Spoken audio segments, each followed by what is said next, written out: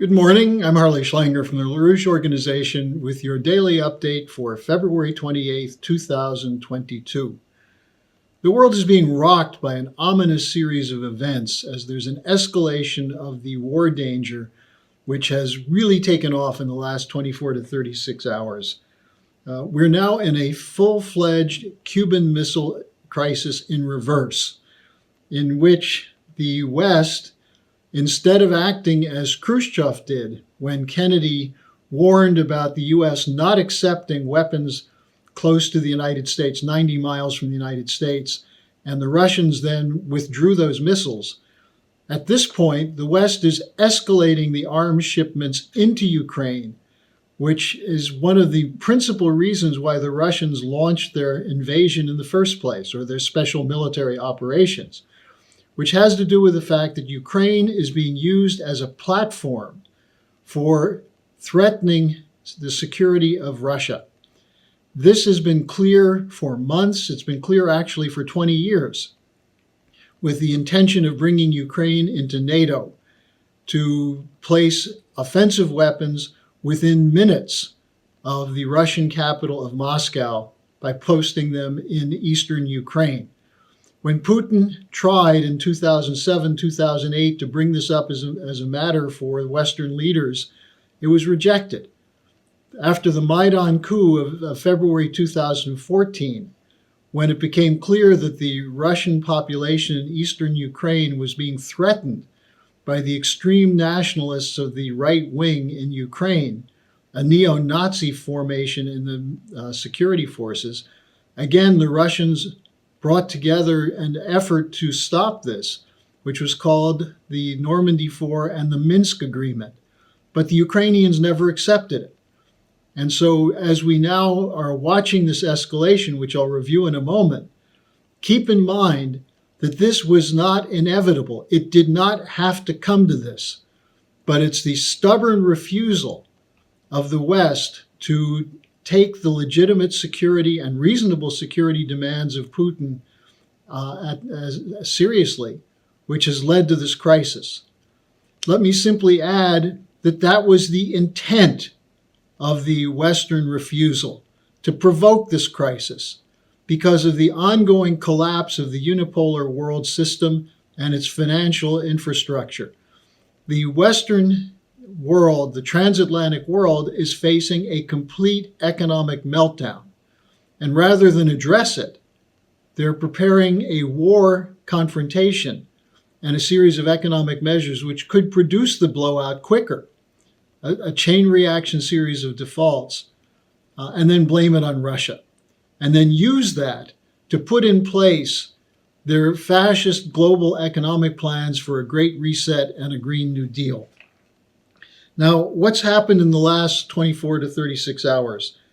The decision was made to cut Russia off from the SWIFT international transaction system, which means that the Russian central bank will no longer be able to exchange rubles for other currencies. It means the Russians are being cut off from borrowing in pounds, dollars, and euros. There are other equally ominous sanctions that have been implemented. Germany has completely reversed its policy. Germany had been opposed to kicking Russia out of SWIFT for obvious reasons. The German economy is highly integrated with the Russian economy. But the German government has gone ahead with backing the British and US plans.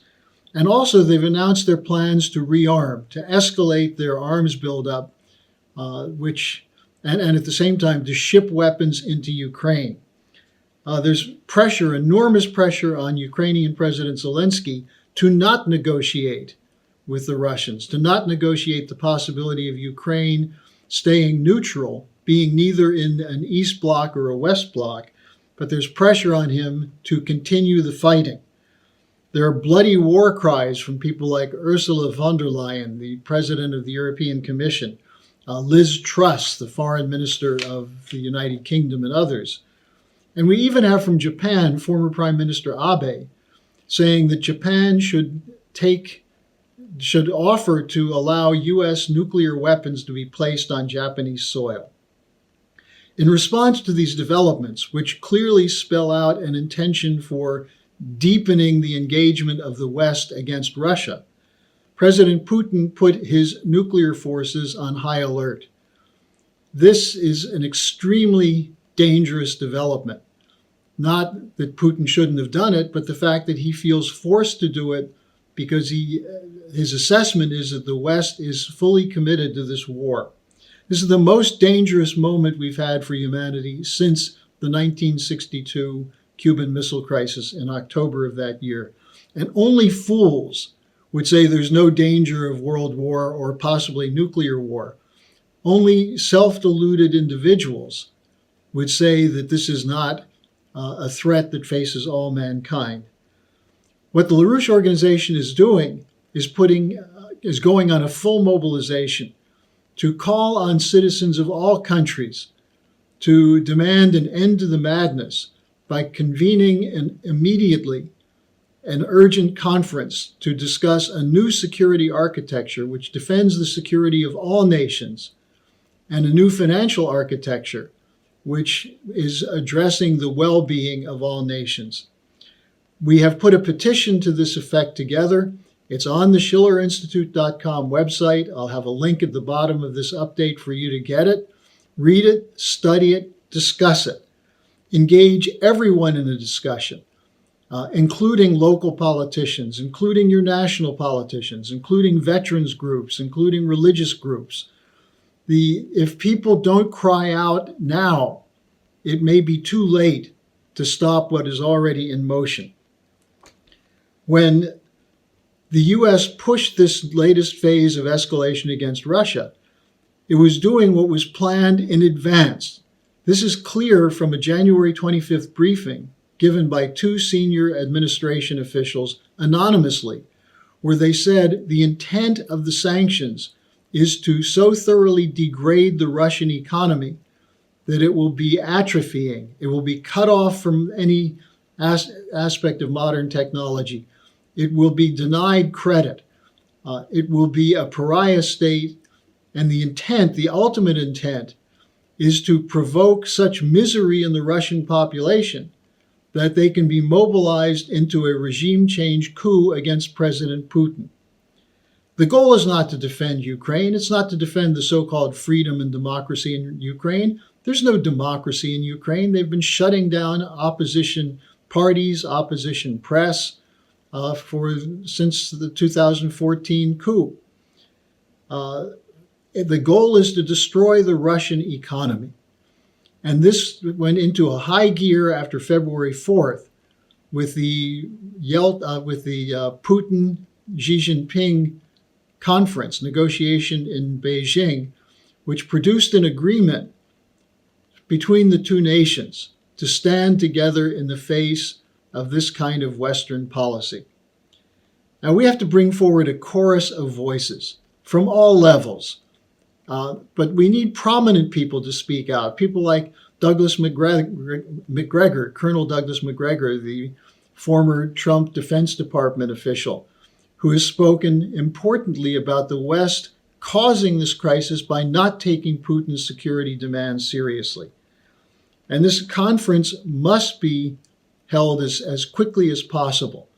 There's no reason that this can't be overturned before lasting damage is done between all nations. A former spokesman for President Putin today said that with these actions, Europe is now dead to Russia, meaning that Russia will not be able to trade, will not be able to engage in energy shipments and so on. Who's going to suffer the most from this? The people of Western Europe. Are they ready for this? I don't think so. Living here in Germany, I've seen in the last 48 hours a chorus of voices going in the other direction, supporting the idea of a war mobilization against Russia. Underneath, there's tremendous fear about what this means. But people are afraid to speak out because they're seeing the opposition media shut down and opposition voices silenced. We cannot allow people to be silenced at a moment like this. And your voice is important. So go to our website. We'll probably have a statement today from Helga Zepp-LaRouche on this. In the meantime, download our petition, study it, and get it out. Thanks for joining me, and let's work together in this mobilization to turn the world back away from what is shaping up to be an existential confrontation.